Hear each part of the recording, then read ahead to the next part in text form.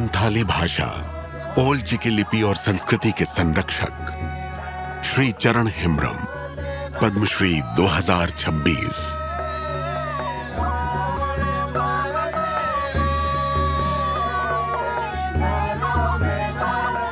चरण हेम्ब्रम एक ऐसे कर्मयोगी जिन्होंने अपना पूरा जीवन संथाली भाषा, ओल चिकी लिपि और आदिवासी संस्कृति को पहचान और भविष्य देने के लिए समर्पित कर दिया।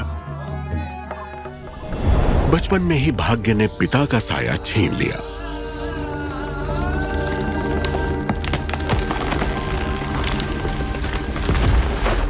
पर मां की छाया ने उनके बचपन को कभी मुरझाने नहीं दिया। इस पौधे को वृक्ष बनने के लिए एक माली की जरूरत थी, एक गुरु की आवश्यकता थी, जो उन्हें मिली अपने मामा के गांव में। ओल चिकी लिपि की यह शिक्षा पूरे संथाली समाज की आवाज बनने वाली थी। वक्त बीता, 10वीं की पढ़ाई पूरी की, ITI का कोर्स किया, एक साधारण सी नौकरी की तलाश थी। लेकिन जीवन ने एक असाधारण मोड़ ले लिया। ट्रेन के एक सफर में सारे सर्टिफिकेट खो गए।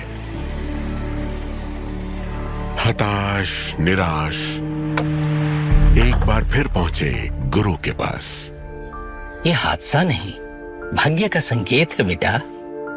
संथाली रास्ता नहीं, मंजिल है। गुरु के इस वाक्य को व्याकरण और संथाली के विस्तार को जीवन का लक्ष्य बनाकर चल पड़े एक ऐसे सफर पर जिसका हर कदम संथाली भाषा और संस्कृति को समर्पित था।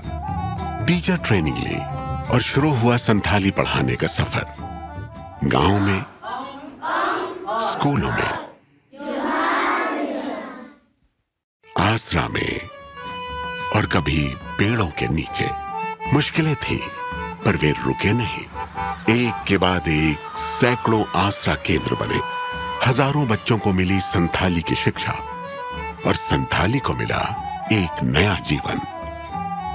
अपने इन्हीं प्रयत्नों के बल पर वे संथाली सचिव के रूप में नियुक्त हुए, जहां उन्होंने संस्थानों को जोड़ा और आसराओं को मान्यता भी दिलाई।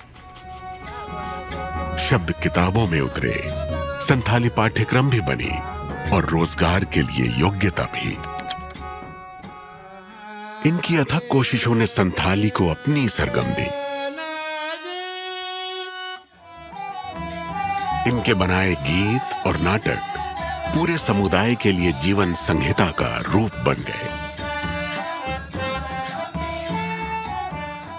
जब हम अपनी भाषा को जीवित रखते हैं, तो भाषा हमारे अस्तित्व को जीवित रखती है।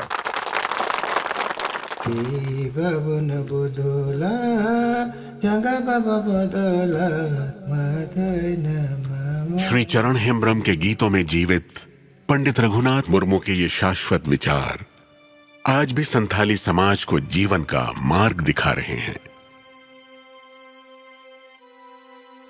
श्री चरण हेम्ब्रम, पद्मश्री 2026। कोटि कोटि नमस्कार।